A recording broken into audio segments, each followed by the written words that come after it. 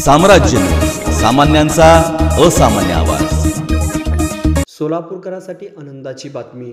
सध्या मुंबई सोलापूर दरम्यान धावणारी वंदे भारत एक्सप्रेस ही पुण्यामार्गे सुरू आहे। विशेष म्हणजे या गाडीला रेल्वे प्रवाशांनी खूप प्रतिसाद दिला आहे।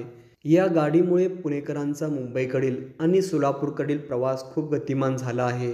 या गाडीमुळे मुंबई पुणे असा प्रवास करणाऱ्या प्रवाशांना दिलासा मिळाला आहे। या गाडीने प्रवास करणाऱ्या प्रवाशासाठी नवीन वर्ष सुरू होण्यापूर्वी एक अतिशय आनंदाची बातमी आली आहे। दरम्यान मुंबई सोलापूर वंदे भारत एक्सप्रेसचा आता वेग वाढणार आहे।